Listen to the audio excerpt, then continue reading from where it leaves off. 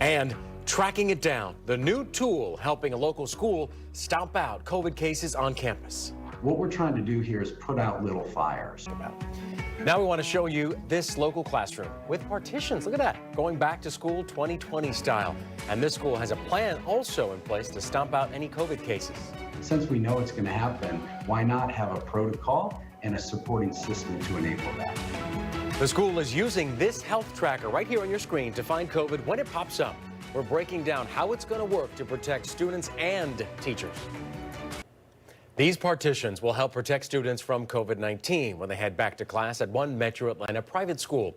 You're looking inside a classroom at Pinecrest Academy, where a new online tool will also help school leaders track infections and take the appropriate steps to keep students and teachers safe. Let's bring in Channel 2's Michael Seiden live for us on this one tonight. And Michael, you had a chance to speak with a school official who told you that their decision to start the year in person is actually attracting new students. Haven't heard about this before. George, yeah, I had a great conversation with the school's assistant headmaster, and she told me since they announced the decision to bring kids and teachers back into the classroom, their phone has been ringing off the hook from prospective students, parents who want to tour the campus and potentially enroll their kids there this fall. She's on the countdown. Even last week, she said, next week, I can say that next week we go back to school. So she's really excited. Diane Patota is the proud parent of a Pinecrest Academy student. She says despite the pandemic, she isn't concerned about sending her daughter, Kate, a rising sophomore member of the school cheerleading team, back to school. I'm very comfortable sending her back to school. I feel that the COVID task force and the executive team at Pinecrest has absolutely done everything possible to keep the safety and health of our kids in mind.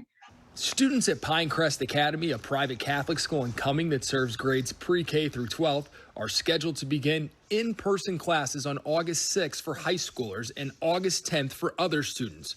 Charlene Dougal is the school's assistant headmaster. She also serves as the head of Pinecrest's COVID-19 task force. For us, we know what we do best is when we're in person.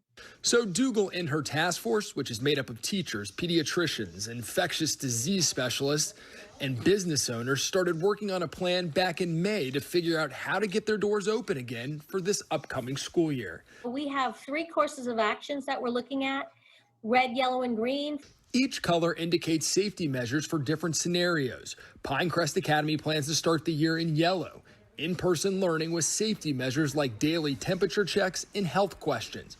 Among the biggest challenges, how to maintain social distancing, which is currently one of the guidelines from the State Health Department and CDC. So in every classroom, you'll either see the desks spaced apart, or if we can't space them fully apart, there'll be a partition separating them.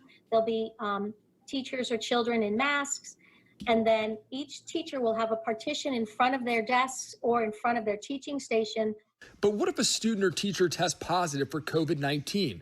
What if there's a major outbreak? Will school leaders reverse course and head back to online learning? How will they handle contact tracing?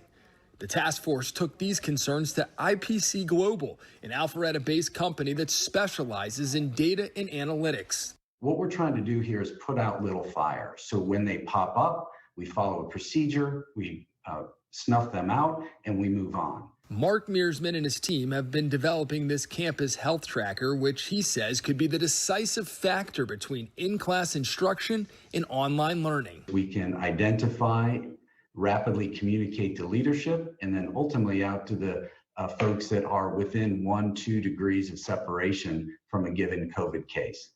This is how the campus health tracker works. Student A isn't feeling well, so he or she heads to the school clinic where a nurse assesses the situation. A child will be sent from campus home for a period of time until they get a release. As the student awaits results, school officials are already taking action. We'll communicate immediately to the parents and to the guardians who are responsible for those children.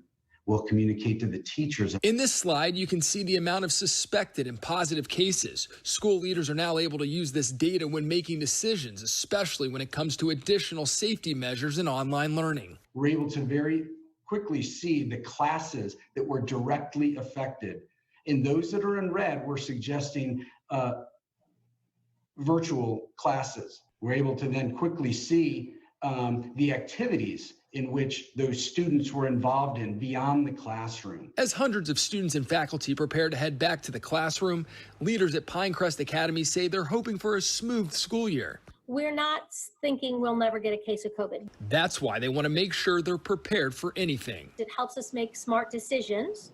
It helps keep our kids in school.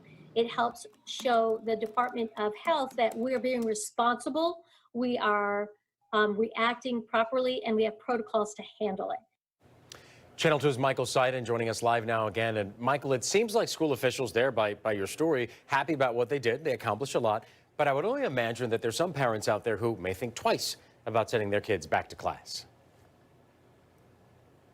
Yeah, no question, George. They tell me about 10% of the student body still has concerns. They say the task force is working diligently, trying to come up with a plan, possibly virtual classes, but right now they don't have a definitive plan. Now, back to that campus health tracker, really cool stuff there. And I want to make it very clear that although you saw students' names there, when it is up and live, we are told that only school officials will be able to see that information, so you don't have to worry about names getting out there. Now, we have a demonstration. It is on our website right now, WSB-TV.com, and of course on our app. George?